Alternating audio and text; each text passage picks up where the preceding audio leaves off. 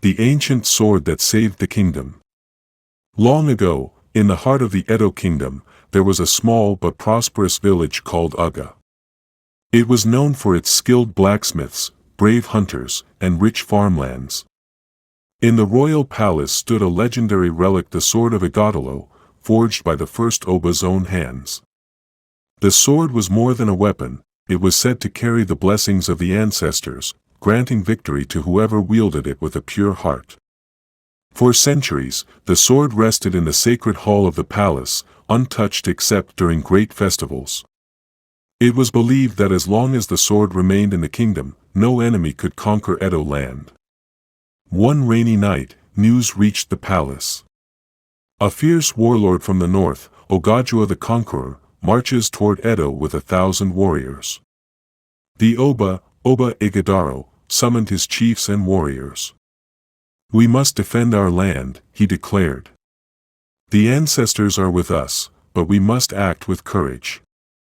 When the palace guard went to retrieve the sword of Igatolo, they found the sacred stand empty. Panic swept the court.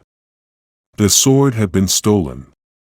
Among the young warriors was a humble hunter named Isam, who had grown up in the forests beyond Uga. He stepped forward.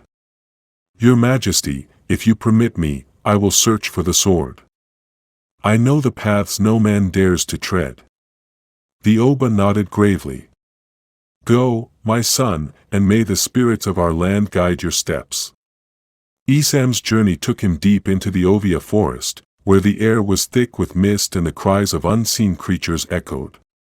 Guided by an old diviner's words, "Follow the river that sings at night," he found a hidden path to a cave guarded by 3 giant leopards with eyes like burning coals. Remembering the teachings of his grandmother, Isam did not draw his knife. Instead, he knelt, offering the leopards pieces of smoked antelope meat from his hunting bag. The beast stepped aside, allowing him to enter. Inside the cave, the sword lay in the hands of an old woman dressed in red raffia, her hair white as moonlight. "Why do you seek the sword?" she asked in a voice that was both gentle and powerful. Isam replied, "Not for myself, but for my people. Without it, our land will fall to the enemy." The old woman's eyes softened. "Many have come, seeking power. But only one who values others above himself may carry this blade." She placed the sword of Igatolo into his hands.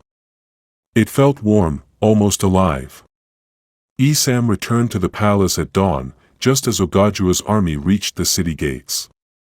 The people gathered behind their walls, fear in their eyes. Oba Igedaro himself led the warriors, but it was Isam who stood at the front, the sword gleaming like a river of fire in the sunlight. When Ogajuwa saw the weapon, he paused. Legends of the sword's power were known even in the north. "I will face the wielder of that blade in single combat," he shouted. Isam stepped forward without hesitation.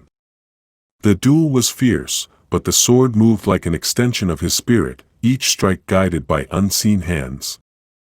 With one final blow, he disarmed Ogajuwa, who fell to his knees. The warlord lowered his head. "I cannot fight the will of the ancestors. I will leave Edo in peace." That night, the kingdom celebrated.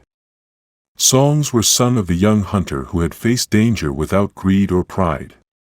The Oba called Isam to the palace. "You have saved not just the kingdom, but the honor of our ancestors," he said. "The sword will remain here, but your name will live forever." Isam smiled. "It was not my strength alone. It was the courage of our people and the blessings of the land." Moral lesson. True power lies in selflessness and service to others. Wisdom and humility can open doors that strength alone cannot. The blessings of the ancestors favor those with pure intentions.